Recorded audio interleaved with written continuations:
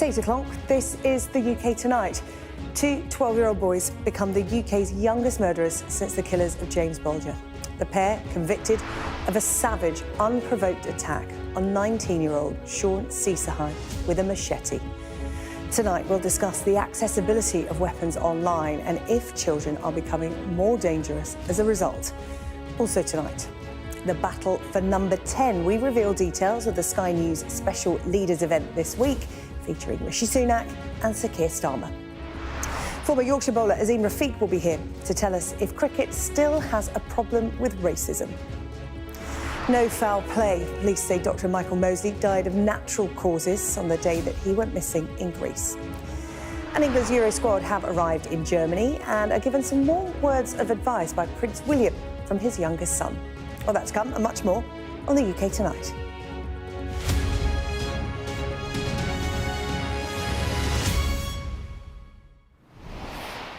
Well, we begin this evening with that shocking news of the youngest killers to have been convicted since the murder of the toddler James Bulger. Two 12-year-old boys have been found guilty of murdering a 19-year-old with a machete in a park in Wolverhampton. Sean Ceasefire was set upon in what's understood to have been an unprovoked and savage attack. The boys, who can't be named because of their age, are thought to be the youngest to have committed a knife-related murder in the UK. Well, just to warn you that this report from our Midlands correspondent Becky Cotterill contains distressing details. Sean Ceasefire came to the UK for cataract surgery he couldn't get at home in Anguilla in the Caribbean. The 19-year-old then stayed in Birmingham to recover. This footage shows him and a friend in what would tragically become Sean's final moments. They were buying energy drinks before heading to a park. The CCTV footage is grainy, but waiting for them were two strangers, both children with a machete. When Sean and his friend realised the danger, they ran, but Sean fell over. On the ground, defenceless, he was brutally murdered after being stabbed, punched and kicked. The fatal machete wound to his back was more than 20 centimetres deep and almost came out of his chest after going through his heart. Sean's attackers were just 12 years old. I've been a police officer for 20 years. I've seen many incidents of serious violence and I've seen many people who are responsible for ending lives and inflicting that violence. When you look at the facts of this case and see some of the decisions made by the suspects after the offence, it does bring home to you the level of immaturity that we're talking about. This is where detectives found the machete, hidden under the bed of one of the boys. They also found pictures like this on his phone. It shows a sword, and he'd even posed with the deadly weapon. We can't reveal the killers' identities because of their age. Both had denied murder and in court blamed each other for the attack. When the jury announced their verdicts, Sean's family and those of the defendants were in tears. In a statement, the Crown Prosecution Service said today's conviction should send a clear message to those who feel it appropriate to arm themselves with knives or blades. No matter how you may try to justify it, you will face the consequences of your actions. Sean's parents were shocked to hear how young his killers were. You don't know what these kids have. This world is a different world. Kids are dangerous now. He will be remembered every day because when I go in the house, I see his picture. You see everything, you remember? I see his clothes, I see his sneakers, I see everything. So as long as I reach home, I will remember my son. After he finished the eye surgery and so, he say, okay, Mom, when he feel better, he will go school and, finish off his school and he have his dream. He want to work and, after he want buy his house, he want his car. And he always say, Mom, I will be shining, I will be shining. Sean wanted to make a life in the UK and pursue a career in engineering, one of many ambitions he never got to achieve. And the children who took his life have forever changed the course of their own. Their actions so shocking and so senseless. Becky Cotterill, Sky News, Nottingham Crown Court. Well, with me now, Chief Executive and co-founder of the Dwayne Simpson Foundation, Pastor Lorraine Jones-Burrell, who lost her son to knife crime in 2014. Lorraine, we keep meeting like this because we've spoken about knife crime so much, and this one feels particularly shocking because it was carried out by two 12-year-old boys. Absolutely shocking. They're children. How on earth have we come to the stage where our children that are 12 are having possession of a machete and then carrying out a cold-blood murder? This is a state of emergency. In America, they've got gun warfare problems. They've got serial numbers on the guns. We've got no serial numbers on these machetes or zombie knives. We need to have something in place like that so that those that are selling these warrior weapons, they are accountable for what is happening with these weapons they're selling.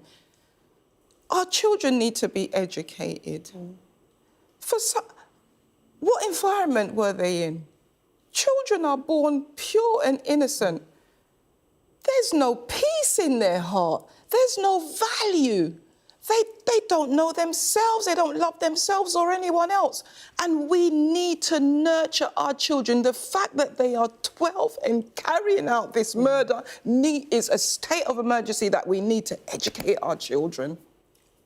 Lorraine, there are 3 victims of this, aren't there? There's the 19-year-old Sean Cecil Oh, Lord. and these 2 12-year-old boys. And Sean's father afterwards said he believes that children these days are more dangerous because of the ease of buying knives. And, you know, I know we've spoken before and people say it's the causes, and you alluded to there, the background that these children come from, whether it's, you know, poverty, lack of housing, social care.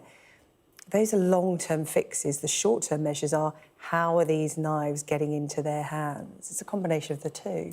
It is a combination of the two. But both of them are vitally important that we have to address them. Like I've said, no one's born a killer. If we can fix the problem today, it won't become a disaster tomorrow. And the upbringing of our children is vitally important, but the parents, they need support.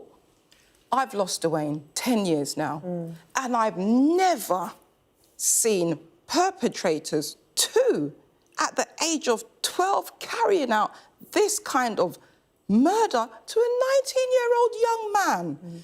We're educating a lot of parents and young people. How easy is it to reach the parents? Because I'm sure a lot of parents would think, not my boy, not my girl, they wouldn't get involved in that, they wouldn't carry a knife. How easy is it to reach parents for them to be open to this kind of conversation? Right now, they want to be addressed. They want the engagement. Every single day we're having an incident. It's a state of emergency. Just last week, I went to 2 incidents in the same week, Edgware Road and Deptford. I met with the locals on the street, the parents. It was bizarre. Both killings, they had tents right next to a primary school in Edgware and Deptford. Parents, business owners, they're saying they're not seeing any police officers on their streets anymore. They're saying that they can't see the council representatives. They need somebody to talk to. They need somebody to engage with them. They need help. They want that help. We need it. They want it now. We can't go by how people responded to years ago, because the truth of the matter is every single day there is a knife attack or a gun or a homicide at least a week now. So as parents wanting to be part of that conversation, because whether it is their child that carries the knife or they fear that their child may be the victim by a peer carrying a knife, and as we hear so often, gone are the days perhaps where you assume a child is part of a gang or in gang culture. Those days have gone. We talk to families a lot here on Sky News whose children were ordinary children, just going about school life at a regular party with their peers, and they lose their lives. Yeah, and you cannot neglect the trauma. There is a lot of trauma in our society because of the war and the violence. There's a lot of crime, so there's a lot of trauma. Just last night, yesterday, I organised an event with Prem Ruwat, peace education, we had over 150. What was the message about? Finding that peace within, switching that light on that's in there. So many families, fathers, mothers, grandmothers, grandfathers and children. The atmosphere was charged. They realised, look, we don't have to search for peace. The peace is within. And if you find that peace within, you'll reflect it out. Our children need to find that peace. They're in trauma and turmoil, and we're seeing it evident. For two 12-year-olds to carry out a murder with a machete, how much more do we need to see to know it's a state of emergency?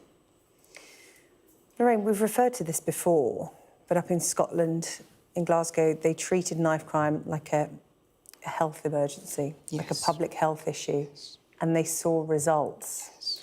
We've not necessarily seen that in other parts of the UK. It's been talked about a lot, but it hasn't been treated in the same way. Is that how you would like to see it treated? Most definitely. That's something which I advocate for, and I put it in practice, but I'm just a drop in the ocean. When Dwayne got killed, it was 20 of his young people that he was working with that pleaded with me to keep his project going. I was moved by compassion for these young boys. I didn't know anything about boxing. I know how to set up community projects. I've got a boxing gym for 8 years now. In that boxing gym, I had mothers showing me pictures of their flats in disrepair, damp, mice infestation. I had parents pleading with me, can I help them? Their child is going through stuff at school. They need to advocate to keep them in school. It became a community hub. God bless Lambeth Council, they gave me another building, so I've got a community centre now.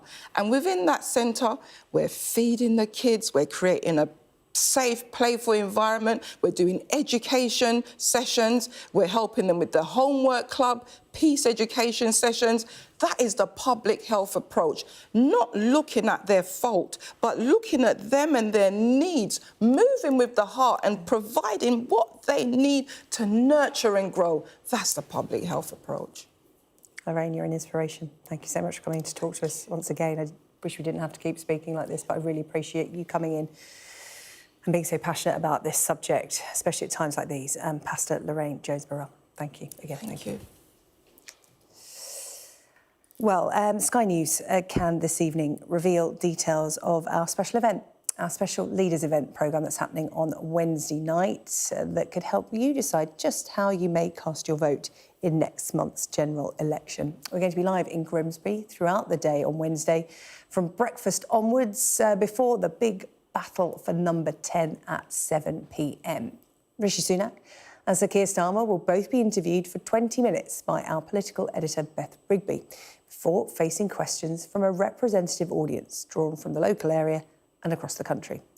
Well, the Labour leader has already given us his thoughts on our format. I'm really looking forward to it because I enjoy being able to talk directly to Sky viewers and to the audience there in Grimsby, who I think are going to be asking me questions themselves. I think having slightly more time will allow us to develop some of the answers that we need to give. And, you know, it's my chance to say, look, this is a choice election, to turn our backs on chaos and division, turn the page, and have a Labour government that will rebuild the country.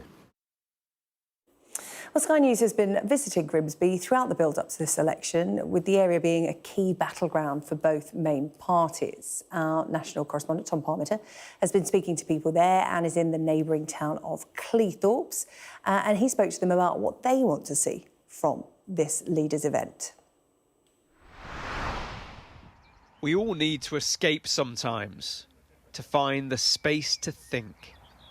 The Peaksfield allotments offer just that. It's an antidote to the circus of an election, with the Prime Minister trying to regain ground after that apology for leaving the D-Day commemorations early. If you had to guess who comes out on top? Ooh, I don't know. I think Starmer will, because of the D-Day thing, because that's still raw. He's asked for forgiveness about... Well, of course you would. Of course you would, yeah. But it didn't matter. Every man and his dog could have made that decision and got it right. His opponent, Sir Keir Starmer, do you find a credible alternative there? No. Nothing he said at the moment I've found to be, oh, that's good, radical, that's good. That should do it. Across the allotments, in a polytunnel, we found a Women's Institute coffee morning. They told us what they're looking for in the next Prime Minister. I like honesty, which is not always. I like honourable people that put their hands up when they've done wrong. It's not just what they say, is it? It's what happens after, whether they keep their promise. Sunak and Starmer can say what they want on the stage. They can argue and bicker, but these women want action. They talk about levelling up, and you look at Grimsby and think, I don't think so. There hasn't been a lot of levelling up for Grimsby. What do you really look out for, particularly around those debates between the leaders? How they support the National Health Service, because it's one of the best really in the world. Also, I need to know about, the low-income people, how they get supported. They liken it to running a successful plot here. The planning, the collaborating, and the determination to get results. Tom Parmenter, Sky News, Grimsby. Well, Grimsby and Cleethorpes have been our target towns here on Sky News. Of course, it's a new constituency this time around of Great Grimsby and Cleethorpes. And Tom joins me now from Cleethorpes Beach. I can see the pier behind you, Tom. And last time we spoke on Sky News, we were both in Grimsby, and a number of people there were saying they would love to have the chance to show Sunak and Starmer around Grimsby and Cleethorpes to see just what life is like. And it looks like they'll be getting their opportunity to put some of their issues to them. They certainly will. This, of course, is the location where we launched the Target Towns project with yourself, Sarah-Jane, back in March around the budget. And the idea was just to get a real close look at just what people are thinking, what's going right and what's going wrong. And we've not had any difficulty in people coming forward and telling us just how it is in their lives at the moment. And the battle for number 10 on Wednesday evening in Grimsby will be quite a moment in this campaign. It's halfway through the campaign, of course, and the audience will form a key part of that event on Wednesday night. A 25-minute section for questions from the audience for each of the leaders, and, of course, an in-depth interview with each of them with Beth Rigby, our political editor. And I'm sure the issues that will come up will be those that are obviously relevant to these towns around levelling up, big question marks about feeling the effects of levelling up and where is it. And also things like renewable energy, one of the future industries in this part of Lincolnshire as they move from a past that is rooted in fishing to a future with new opportunities out at sea. And of course, there will be issues that speak to all of our lives across the UK, around that feeling of just surviving each month rather than actually living.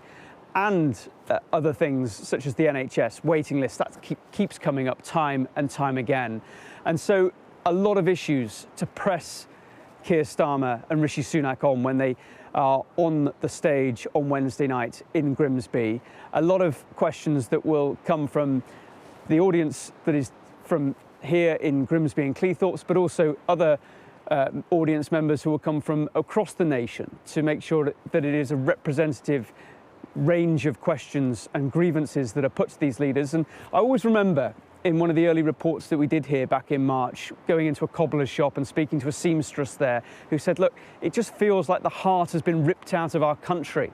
And that, to a greater or lesser extent, is something that we've picked up over and over again. The feeling that things just don't work as they used to. Where is the progress, people have said to us. And so those things will be put front and centre in this Battle for Number 10 programme on Wednesday night. A lot of questions. They'll be looking for solid answers, not just sound bites or political spin, not avoiding the questions, but answering them succinctly and with detail. Detail and decency, two of the big things that people are certainly looking for. And I think, Sarah-Jane, you'll be in that audience making sure that those voices get heard. I will indeed, Tom. I'll see you there on Wednesday. And you can watch that special programme, The Battle for Number 10. Both Rishi Sunak and Keir Starmer, they'll be interviewed at length by Beth Rigby, our political editor, and then, as Tom said, facing our live studio audience and facing questions from voters. That's this Wednesday, 7 o'clock, but coverage throughout the day here on Sky News. There's an urgent call for type 0 blood donors to come forward due to a lack of supply in the NHS, caused in part by a cyber attack on several major London hospitals. Last week, operations and blood transfusions had to be cancelled after an attack on a pathology firm. It's understood a Russian group of cyber criminals was responsible. Our health correspondent Ashish Joshi has more details. Dr. Taylor's practice cares for 10,000 patients. How are the appointments looking for the rest of the week? But none of them can have a routine blood test because of an NHS cyber attack.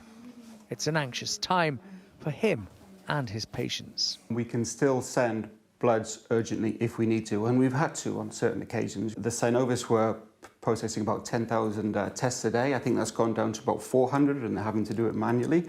So we're obviously working with them just to send the most urgent of referrals. And the longer this goes on, the greater the risk of harm to patients. The longer it goes on, the more risk we take on as GPs, and the more catch-up we'll have to do at the end of it with regards to blood tests, checking those results, and getting the team involved that we can manage that workload when it eventually comes back to us. Last week, hackers targeted Synovis, a company contracted to the NHS for blood test diagnostics. It means test results can't be sent electronically. Security experts have told Sky News that the NHS is particularly vulnerable. Everything that we're delivering healthcare-wise has got some element of digital component to it. Also, if you compare it to other critical sectors, we are probably much further behind, say, if you compare it to finance, in terms of what we've invested in cybersecurity. And also, if you look at the volumes of people who are using any given healthcare system on a daily basis, there's millions. The cyber attack has affected hospitals and healthcare facilities across London. It's impacted 6 NHS trusts, including major hospitals such as Guy's and St Thomas's, Great Ormond Street and King's College Hospital. And while we don't have an exact number of patients affected, hundreds of operations have already been cancelled. NHS England says it's still gathering the data to show just how damaging this cyber attack has been. But privately, health officials are telling me that behind the scenes there's anxiety and panic. One told me that this is going to take months to sort out, and harm to patients was, sadly, inevitable. To mitigate some of these risks, the NHS is calling on extra blood donors to come forward. The challenges of not having a pathology system means that they are manually having to check what blood type an individual has, and this takes time. Now, in emergencies, they have the option of giving O positive and O negative. Therefore, it's prudent that they have a higher quantity of that in the hospitals. What results have we got at all today? We've got minimum urine test. Dr. Taylor and his patients have no idea when this disruption will end. The next few weeks could be a very worrying time. Ashish Joshi, Sky News in Greenwich. Let's speak now to Professor Dee Thurr-Shelvham, Chief Nursing Officer at NHS Blood and Transplant. Professor, thank you for joining us. I know you were on Sky News at breakfast time this morning talking about this appeal for O Blood, and you've had a big response today. We have. It has been great. And we want to say a massive thank you to everyone that has come forward for our call for blood donation. But this is something that we need continuously. Now, a number of people have called in today to our app and to our website, and if they haven't been able to get an appointment today, they will be able to in the next few days, because this is something that we're going to need to continue for a number of weeks.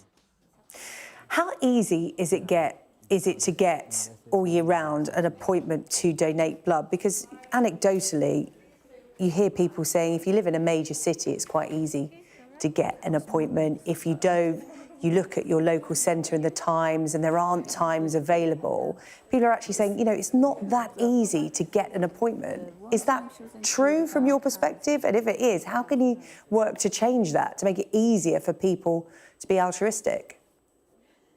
So we have 25 donor centres, fixed donor centres across England, and we have a large number of mobile sites that go across to different communities. And the whole idea is to make it much easier for people to be able to donate. We have an app that people can use so they can pre-book their appointments going forward. And we sometimes have short slots as well. So the balance for us is making sure we have the right quantity of blood available and the right type of blood available. Blood has a shelf life of about 35 days. And at the moment, O positive and O negative are the types of blood that we're really needing to be able to support this particular period. Now, the reason for that is because that's called universal blood. We can give that to anybody. And that is the one that we're calling out for at the moment. You're calling out for it now, obviously, because of what's happened in London and the delay in being able to check blood against donors and patients. You know, the system's not working as it should at the moment. So medical professionals are having to do it manually. But is this a problem you have all year round, O negative and O plus blood? And how can you change that? Does there need to be a campaign, greater awareness? Well, today is the start of National Blood Donation Week, and we're using this as an opportunity to increase our baseline donor base. We are always going to need a continuous supply of blood across England.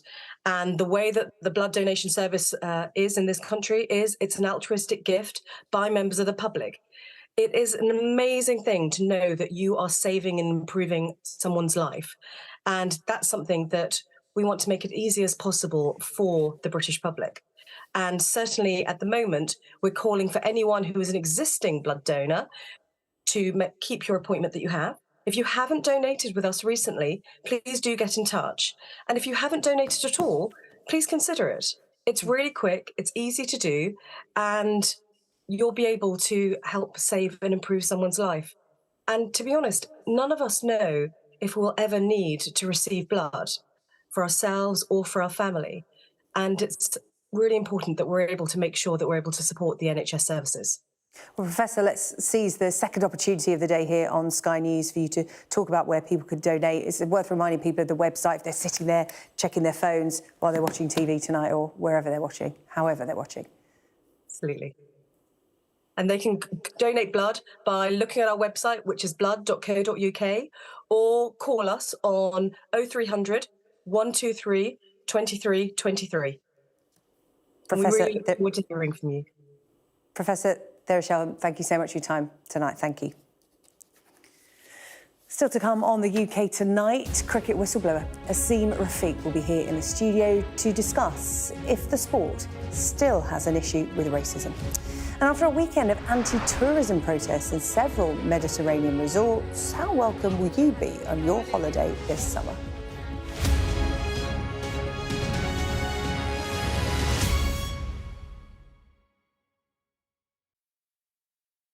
Westminster may seem a long way from Grimsby and Cleethorpes, but not for long. With a general election around the corner, we're bringing you Sunak versus Starmer live from Grimsby. Putting their cases forward to you and facing questions from a live audience. Who will convince you to give them the keys to this place? The battle for number 10. Get the full story first on Sky News. Great police have ruled out foul play in the death of the TV doctor Michael Mosley after a post-mortem determined that he died of natural causes on the day he went missing on the island of Symi. An extensive search and rescue operation was launched on Wednesday after Dr Mosley failed to return from a walk during a holiday with his wife and friends. Sky's Sadia Chowdhury sent us this report from the Greek island. For days, tourists at Agia Marina Beach had become accustomed to search teams and thermal imaging helicopters.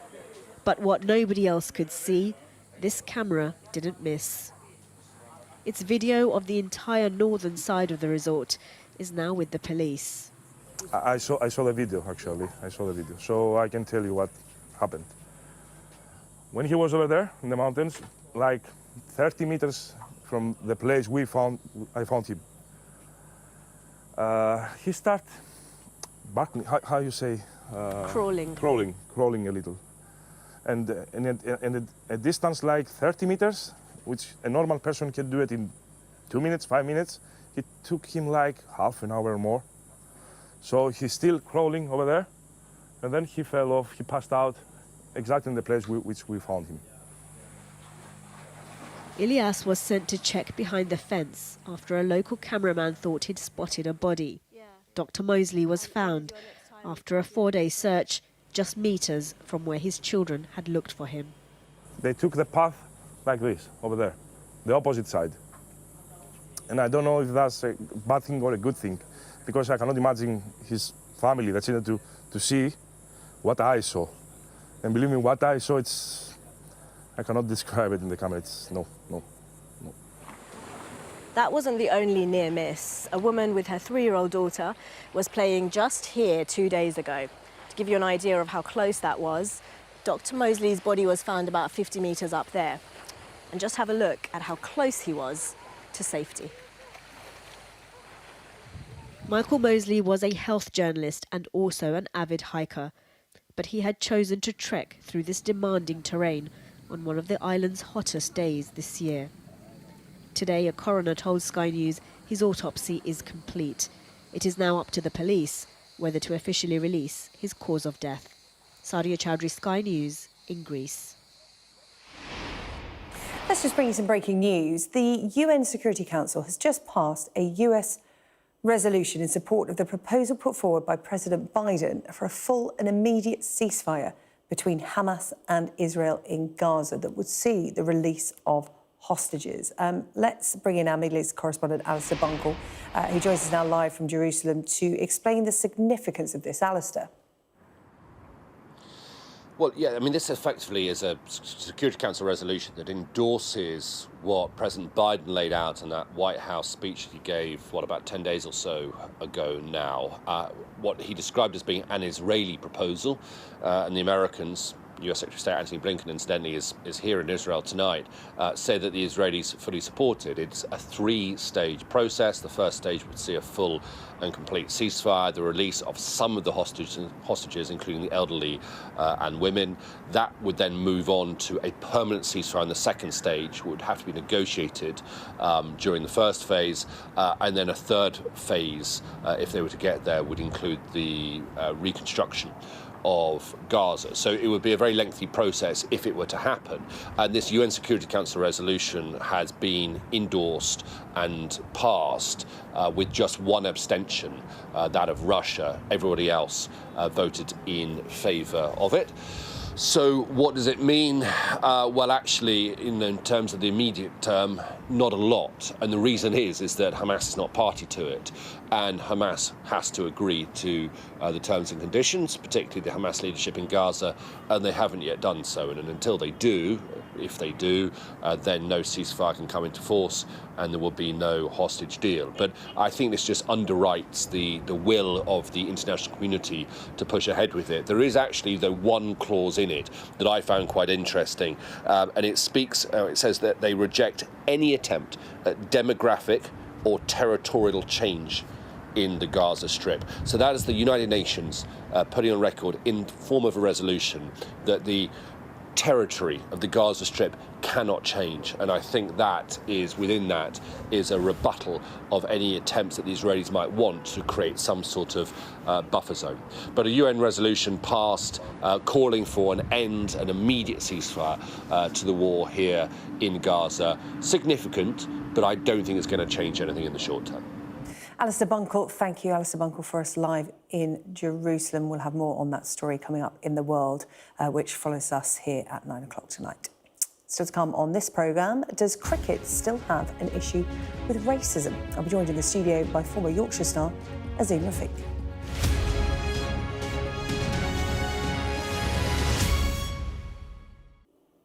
Welcome back. Now, it's been nearly 4 years since the former cricketer Azeem Rafiq revealed his experience of racism at Yorkshire Cricket Club, and it opened a window into the world of dressing room banter that crossed the line into abuse and bullying. But despite the action that was taken by the cricket club and individuals at the club at the time, has anything really changed? As recently as last week, Essex Cricket Club were charged with failing to address systemic racial behaviour at the club between 2001 and 2010. And how do the issues within cricket reflect upon the rest of British society? Well, that is the very subject of Azeem Rafiq's new book. It's not banter, it's racism, what cricket's dirty secret reveals about society. And I'm pleased to say that Azeem joins us in the studio tonight. Azeem, good to see you. Good to see you too. It's hard not to remember your story because it was very recent, it was very public and very traumatising for you. I'm just going to start with asking how you are now. Yeah, look, it was a tough time. It has been a tough time, but, you know, I had no choice but to make sure that I find myself in a better place. You know, I've had the most amazing support outside of cricket, and I hope that shines through in the book, you know, and I can't be thankful enough of all the people that have supported me. And I think the book this week, when it launches on Thursday, will be a nice reminder and, a thing for me to say thanks to all those people that have supported me. That's interesting. You say you got a lot of support from outside cricket. You didn't get much in it then? No, and that, that's a sad reality, and I'm not going to shy away from telling the uncomfortable truths. For as long as I need to do it. The reality is cricket still is very resistant to even accepting after everything that happened. The old tricks out. The perpetrators are being turned into victims.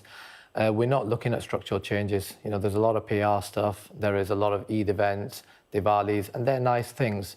But that's not going to change, structural racism. This is an interesting question. I'm just wondering if you being a whistleblower and speaking out so openly and honestly, do you think it had an adverse effect? It didn't have the effect that you hoped it would. You want people to speak out, call out racism in the game, but those affected will take one look at what you went through and think, I'll just keep my head down. I don't want to talk about my experiences.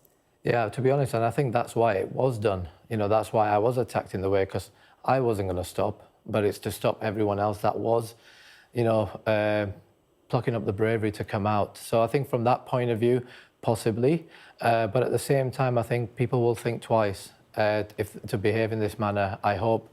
And also, I've had parents contact me where their children have actually experienced it, and then they've come and told their parents, and their parents have been able to deal with it. So there are that positive side to it, but absolutely, why would you? The last thing you want to do is pick up your family and leave countries because your life's at threat because you were abused.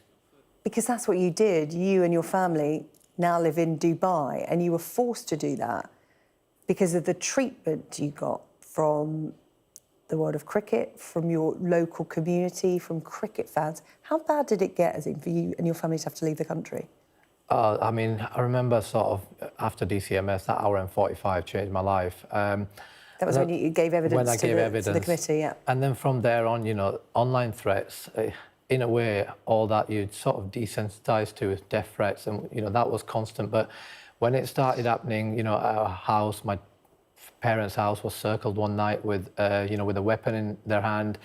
We had a situation where a gentleman in broad daylight came in and out on the phone, defecating, and police did nothing. But the final straw was I went to Dorchester to play in a charity game, and my wife rang me and said that someone had been watching our house for several hours.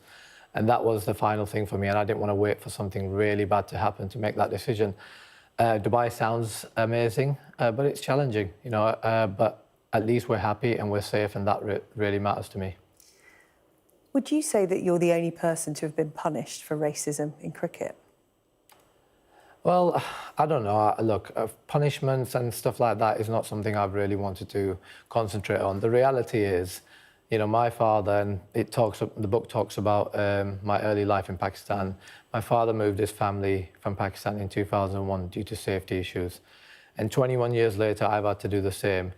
That really hurts. A place I've called home in Yorkshire, in Barnsley, for what? Because I spoke up about the abuse that I received. So there's a lot of things that I try and not go into just because I want, at the end, I spoke for cricket to get better.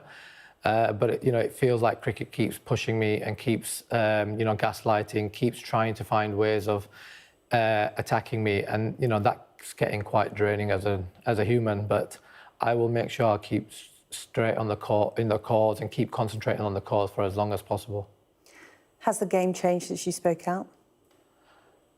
I mean, if it's a yes or no, no. Nowhere near enough. I think there is some good people in cricket. Actually, there's a lot of good people in cricket, especially at grassroots, who really want to, you know, make things better, who have been really hurt by what they've heard. But sadly, leadership doesn't seem to understand what structural changes need to be made. It's very easy, as I said, you know, if PR was the way to judge it, cricket's the best place in the world. But sadly, you know, the actions that continue to happen, the fact that I'm still getting phone calls from, you know, recreational clubs, from individuals, and they're scared to come forward. But when they do go forward, they're felt with the same sort of, you know, gaslighting and same sort of responses. That just shows that the real where it needs to learn it hasn't learnt. On the surface, cricket is such a diverse sport. All races, all nationalities play, men and women. You were almost a symbol of that, weren't you? Thinking back, a British Pakistani, the youngest man to captain a Yorkshire side and the first of Asian descent to do so. Historic, inspirational, but not real. Because there's a quote in the book that says, representation does not solve all issues. It's a plaster over a deep wound, and it doesn't automatically create sustainable change, which I think summed up what you think about the sport perfectly. And society. We see it in our political landscape. You know, the Prime Minister, we've had the most represented government. Hardly some of the most damage done to minority communities has been done in the last few years. The language, you know, we're in election time, the rhetoric, you know, all this has effect. You know, it brings up all painful memories.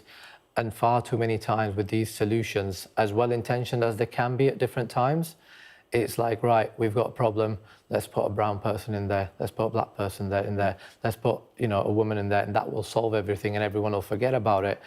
And that's the problem, that, you know, understanding this whole space is very important before you go to solution. Representation is one thing, inclusion is another, and a diversity thought is another. And one thing I want to, before you go on to the next bit, is like, my biggest support in this has come from a demographic that gets shut down the minute they open their mouth.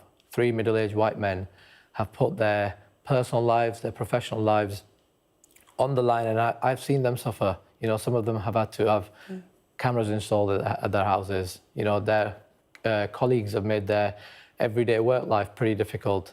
So, you know, if it was as simple as, you know, just looking at putting people in boxes, we would solve this. It's not, and it needs leaders to go past the sound bites.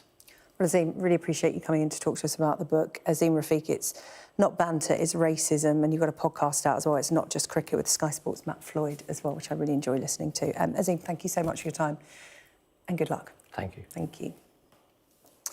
Still to come on the UK tonight, after a weekend of anti-tourism protests in several Mediterranean resorts, how welcome will you be on your holidays this summer?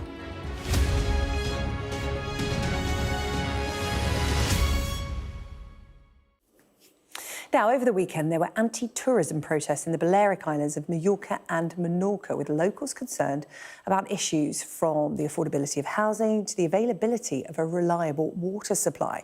The marches followed similar demonstrations in Barcelona, Ibiza and the Canary Islands. So what are the prospects for your week in the sun this summer being hit by protests? Let's speak to The Sun's travel editor, Lisa Minot, who joins us live from Las Vegas this evening. Lisa, always someone glamorous when we speak, as we would expect from a travel editor. Mass tourism in the Balearics, it was ever thus. Why the protests now? I think that it's become a little bit of a thing that when you see one type of protest coming up, people react and then they start to react in their own country as well. So we saw it with Venice, with the introduction of the €5 fee, just to try to combat that over-tourism. And it's an issue that's coming up time and time again. The main problem doesn't seem to be the tourists. Many of these countries, they rely on tourism 100%. It's about the availability of housing. It's about being able to afford to live somewhere. And as we've seen in the UK, nowhere is immune to the cost of living crisis. We've got people here in the UK saying they can't afford rent at the moment in England as well. What it does mean, though, is that it is having an impact, I think, on the number of tourists visiting the likes of Mallorca. They did a survey this week. 43% of Brits are reconsidering visit the island because of this. Now, that might be just what the protesters want, but there does seem an element of a little bit of careful what you wish for, in that this island really, 45% of its GDP comes from tourism. So they need tourists there. It's the right type of tourists is the ones they're looking for. Yeah. If you do go to Mallorca, Ibiza this summer, many people will already have their holidays booked and don't have the luxury of cancelling them. It's important to point out that these protests aren't actually targeting tourists, it's targeting the local authorities. So when you visit, will it affect your stay at all? I don't think it will, and they're very well publicised. I mean, it is quite a big island, so I think really for people who are coming and visiting the destinations and the resorts that they're enjoying, they will carry on as normal. There won't be any problems. The resorts this weekend that we had, that was in Palma itself, in a very specific area. It's a big island. There's lots of places to go to. I don't think you should worry about whether or not you're going to be impacted by this. But by the same token, it is a conversation that needs having. Are we going to be able to continue to travel in the same numbers to islands such as this? Lisa Minot, really good of you to update us on that, reassuring a lot of people who will be heading to those destinations this summer. Thank you. We'll let you get back to the roulette table or the pool party or whatever you've got in store in Las Vegas. We'll speak again. Thank you. Now, England have arrived in Germany ahead of their Euro 2024 campaign, but not before being given a send-off at St George's Park by Prince William. He had a few words of wisdom for the players. It's going to be difficult, it's going to be fun, it's going to be challenging, it's going to be everything that you've ever dreamed of, wearing that English shirt, and everything and all the experiences you've had at club football are going to need to be in the back of your head going, when am I going to have to draw on those experiences? I think the biggest thing I've known from coming and seeing you guys over the years and every England dressing room I've been into is the togetherness. And I get that, what Gareth has instilled in all of you over the years. I really feel you're a unit. You fight for each other, you play for each other, and you really care about putting that shirt on. Emma Julian is here with the rest of the sport. England landing in Germany today. Scotland already there, and they've been settling in, shall we say? Yeah, that's one way of putting it. We'll show you some pictures of that in just a second. They're making themselves at home in the camp in the mountains in Bavaria. It's a lovely spot, actually, a luxury resort at the foot of Germany's highest peak, Zugspitze. They were given a warm welcome, as you mentioned, and John McGinn certainly got into the spirit of things at a reception for the team with a bit of Bavarian dancing. Here he is. He stopped short of going full lederhosen, but he gave it a good go. I don't know if Strictly will come calling when he hangs up his boots. Maybe actually, hang on. He's got a bit of something. It's the Morecambe and Wise, all the right steps, not necessarily in the right order, isn't it? But yeah, he gave it a good go anyway. Scotland actually trained in Germany today. I don't think he was dressed like that for the first time. Hundreds of locals turned up to see them. There'll be a lot more when they come to play their first game in front of 70,000 in Munich on Friday. And, of course, most of them will be supporting Germany. Yeah, they kick off against the host Friday night. What chances of an upset there, do we think? On the face of it, looks a daunting task, doesn't it, against the host. They got the footwork, though. Well, they have, yes, they have. One of the tournament favourites as well, in their own backyard. But, of course, the pressure will all be on Germany. And let's not forget that Scotland did beat Spain in qualifying. So they've got a big result of them, so we'll see if they can manage it. And Andy Robertson, who had a slight injury concern, they've reassured us it's nothing serious. He should be fine. The captain should be good. 4 more sleeps for the Tartan Army. Let's update you on the rest of the sports headlines away from the football. The grass court tennis season is officially underway with a marathon meeting between Katie Boulter and Harriet Dart earlier at the Nottingham Open. It wasn't without controversy as well, as Dart lost her temper with the umpire over this call. Listen closely to this.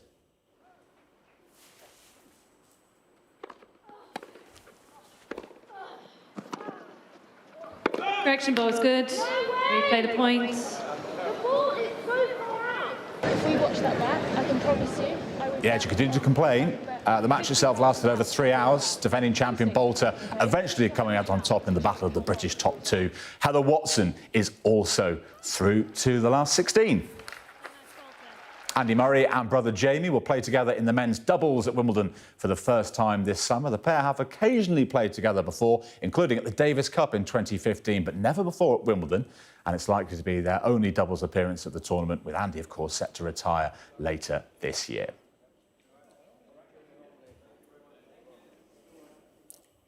Julian, thank you. That's all we've got time for tonight. The UK Tonight will be back at 8 o'clock tomorrow night. Matt Barbette will be your host then. I'll see you in Grimsby on Wednesday night.